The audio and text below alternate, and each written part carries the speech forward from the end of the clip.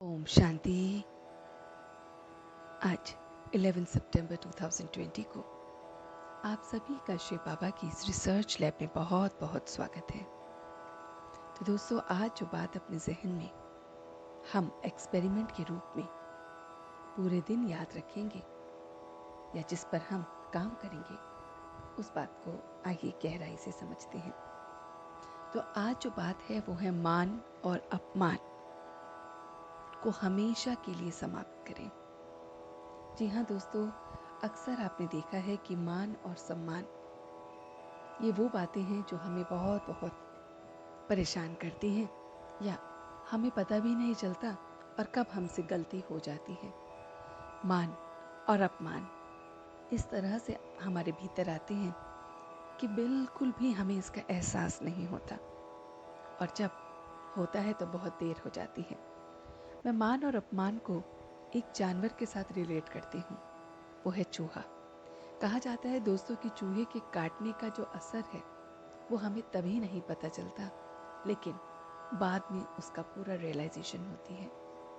इसी तरह से मान जब आता है तो ये चूहा कब काट के चला जाता है पता नहीं चलता, और ऐसे ही अभिमान जब आता है तो ये चूहा कब काटता है पता नहीं चलता। तो दोस्तों, ऐसा क्या करें कि हम इन दोनों चूहों से पहले से ही अलर्ट हो जाएं। ऐसा क्या करें कि हम इसे अपने आप से हमेशा हमेशा के लिए दूर करने का ये अभ्यास करें, और तभी ये रिसर्च लैब है।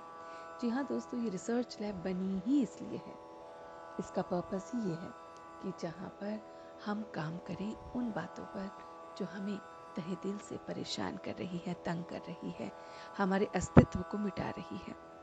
तो आइए देखते हैं कि किस तरह से मान और अभिमान को हम हमेशा हमेशा के लिए समाप्त कर सकते हैं।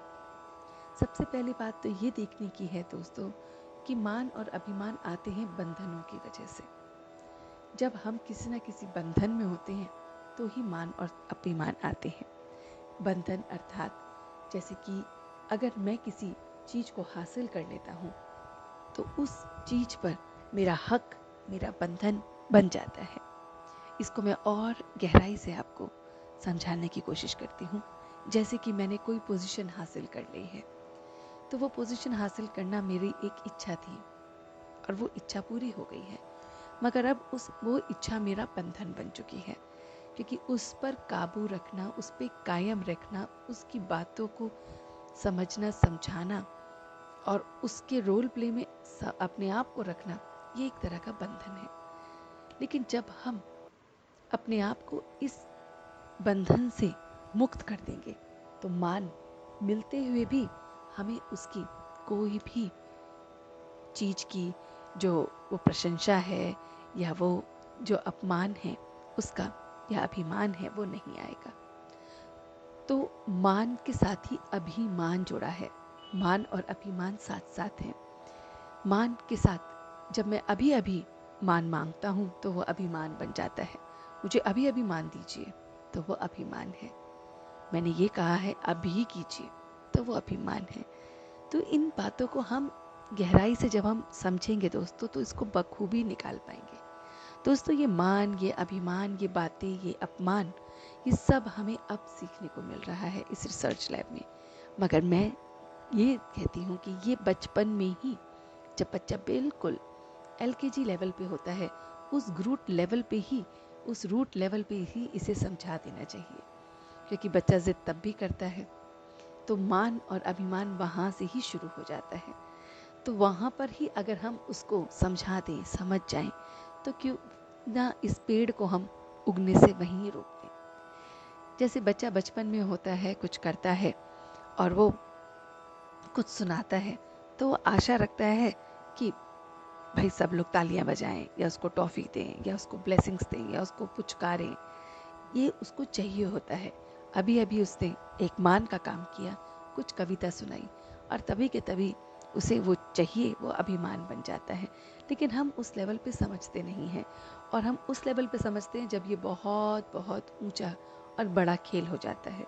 तो दोस्तों, कहने की बात ये है कि अब जब ये खेल बहुत बड़ा हो गया है, अब जब ये बातें अब रूट लेवल से बहुत बहुत बड़ी हो चुकी हैं, तो इस समय हमें इस पर काम करना है, और इसका काम करना भी बहुत बहुत सहज है।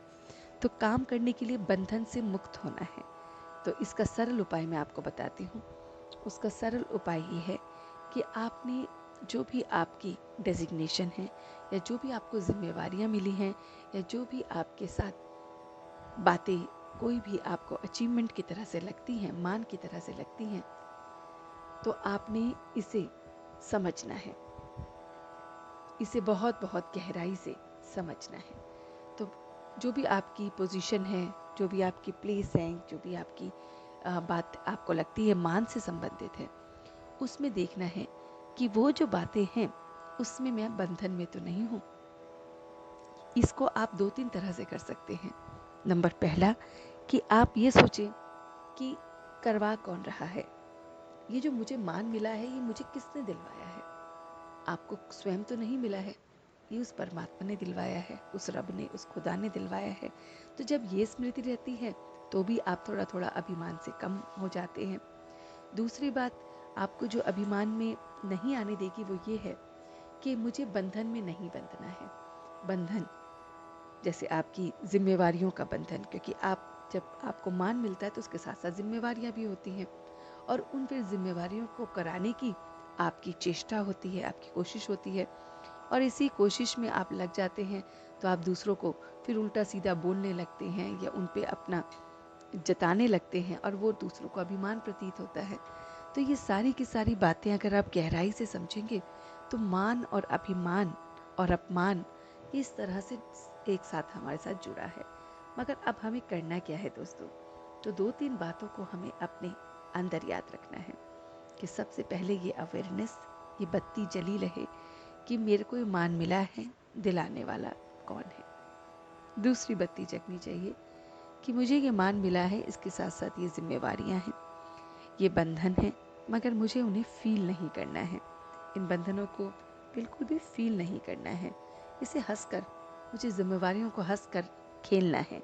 ये खेल है और जिसे मुझे हंसकर खेलना है, और औरों को भी खेलने में मदद करनी है। तो ये आपको मुक्त रखेगा उन जिम्मेवारियों के बंधन से। और जहाँ जहाँ आपको जिम्मेवारियों का बंधन कम प्रतीत होगा तो आप उस काम को बहुत अच्छी तरह से करेंगे। फिर आप दूसरों से भी उस काम को अच्छी तरह से करेंगे और करवाएंगे, और उनके नज़रिए को भी समझेंगे। क्योंकि दोस्तों जब हमारे पास मान होता है, अभिमान होता है, तो हम दूसरों को नहीं समझ पाते हैं। हम सिर्फ अपने अपने में ही रहते हैं, और ये फिर हमारे बहुत बहुत दुखों का कारण बनता है। वो दुख जो हमारे अंदर भीतर भीतर आने लगते हैं, जैसे हल्का हल्का सिर में दर्द रहना, सिर का भारी होना, गर्दन में दर्द रहना, आपके बाजुओं में, आपके कंधों में दर्द रहना, क्योंकि वो जिम्मेवारियों का बोझ आप लिए जा रहे हो और वो फिर पूर्ण नहीं हो रहा है, क्योंकि आपने अपने अहंकार के वश में जो आप चाहते हो वैसा ही करना दूसरों से उम्मीद कर रहे हो, और इसलिए वो गड़बड़ हो रही है। तो कहने का भाव ये है दोस्तों कि हमें इन बातों पे बहुत बहुत माइन्यूटली फोकस करना है। ये मान और अभिमान और अपमान जो हम बचपन से सुनते आए हैं, अब उस पर काम करने का समय आ गया है। क्योंकि अगर हम अभी काम नहीं करेंगे तो फिर हम कभी नहीं बदल सकते, और अगर हम अभी बदल लेंगे तो हमारे ही देखा देखी और भी बदलेंगे। तो क्यों ना इस रिसर्च को और अपने हिसाब से बढ़ाएं, देखें, समझें, और पहलू को देखें कि किस तरह से ये चूहा कब आके काट जाता है, उससे पहले ही हम अलर्ट हो जाएं। तो आइए इन बातों पे फोकस करते हैं आज पूरे दिन, और कल फिर मिलते हैं आपसे शिव बाबा की इस रिसर्च लैब में। तब तक के लिए आप इन्हीं पर फोकस कीजिए। धन्यवाद। ओम शांति, ओम शांति, ओम शांति।